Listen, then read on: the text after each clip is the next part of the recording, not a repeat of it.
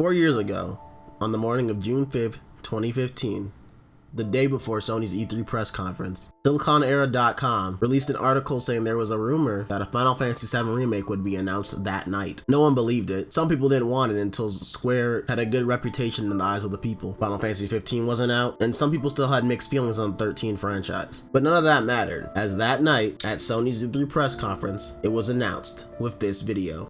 Now, many years ago, Square Enix released a groundbreaking title that went on to become one of the most beloved games in PlayStation and video game history. Tonight, I am proud to announce that by popular demand, we have a very special treat for everyone.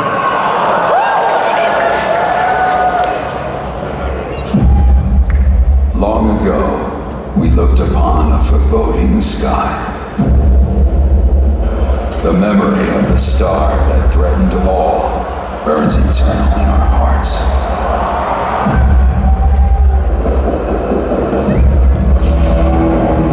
In its wake came an age of silence.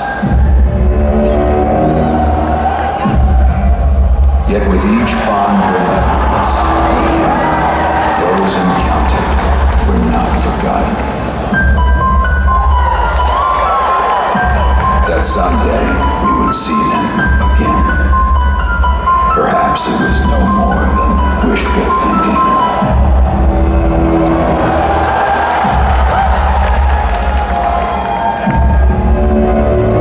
But after the long calm, there are now the beginnings of a stir.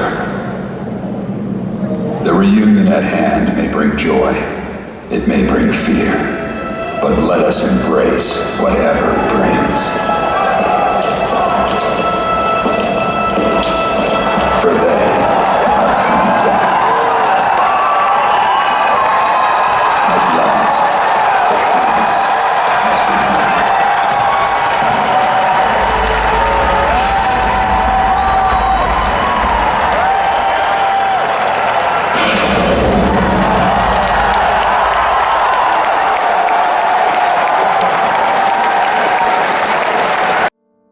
After a great PSX showing in December that year, we stopped getting news. There were rumors going around that the game was scrapped and rebuilt from the ground up. CyberConnect 2 was taken off the game and it was brought in-house. Part of the changes of bringing it in-house was that they added Naoki Hamaguchi as project leader, who worked on Mobius Final Fantasy. Later shifted to co-director, working alongside Tetsuya Nomura in April 1st, 2019, start of the 2020 fiasco year. And finally, a month later, in May of 2019, at Sony's State of Play, it was announced that Final Fantasy VII Remake was still coming. No release date yet. We finally got our first look at Aerith, the revamped battle system, and Cloud's redesign. After an E3 blowout of seeing Tifa, new cutscenes, and more gameplay. That brings us to today. After Tokyo Game Show, we saw some more stuff. Summons, mini-games, the Turks, a gigantic amount of information. Now you're wondering, you know all this. Why make this video?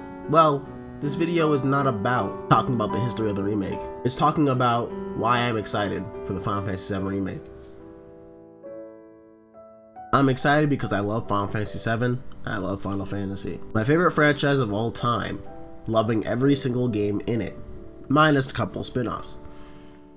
Even with its faults, I enjoy 15. 13 is one of my favorite games in the franchise. 12 is really good too. Knowing that some people from 13 are coming over to the 7 Remake, along with people from Versus 13 and Kingdom Hearts 2, has me very excited for this game. I wasn't there for the launch of FF7.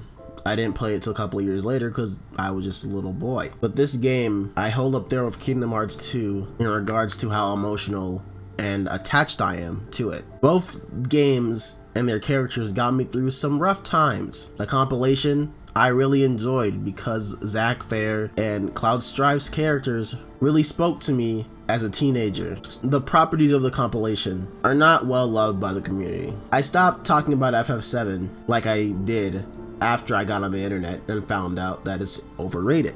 But after the remake's announcement in 2015, I remembered why I love FF7.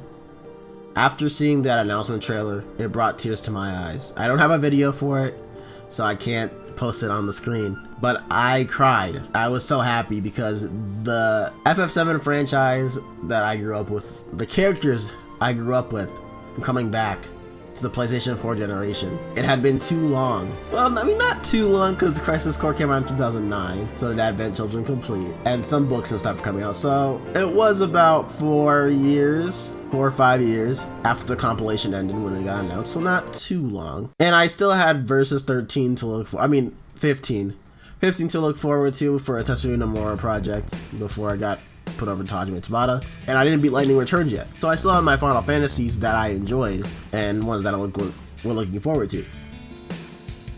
But nothing hit as hard as the 7 Remake announcement. I don't think I've cried over a game announcement since or before, minus that in Kingdom Hearts 3.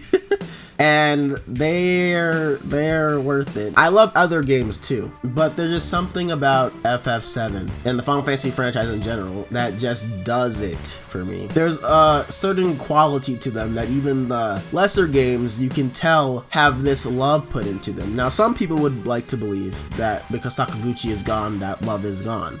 But there's something about Final Fantasy 13, 12, 14. I haven't played 11, so I can't speak on that. Did I say 15? Something about those games, and even the spin-offs. Something about all those games that are not well regarded in the wide spectrum and have a diverse opinion on them that is very split.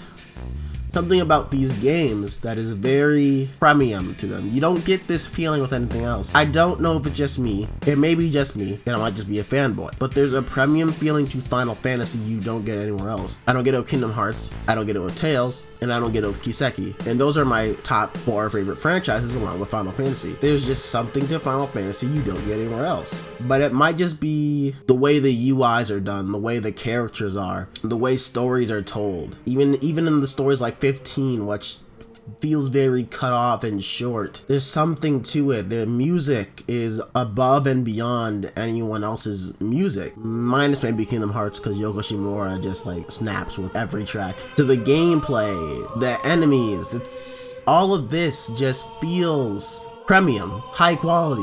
You don't get it anywhere else, and that is one of the reasons why I think this remake will be one of the best games of all time, and definitely one for me.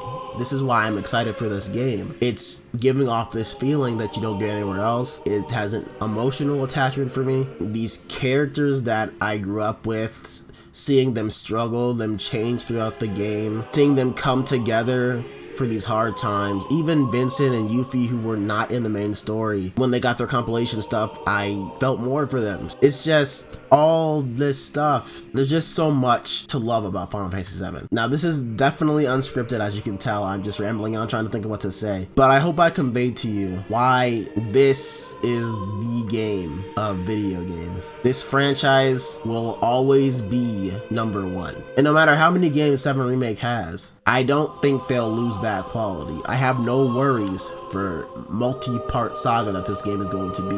Midgar only, bring it on. Part 2 going up to past the thing that I don't want to spoil, bring it on. And then the rest of the game in part 3, bring it on. Bring it on. Final Fantasy VII Remake will be the series like compilation of Final Fantasy VII was. I also think it's going to be part of the compilation. I think they're like adding it to it. So the compilation's been going on forever. Longest franchise at Square, I think. Wow. But anyways, I hope you guys got what I was saying through this talk that I'm trying to talk. I don't know if I got it across to you, but yes, I love Final Fantasy. I'm hoping that 8 gets a remake, and hopefully these games don't take too long. I don't want to be like 40 by the time it's done.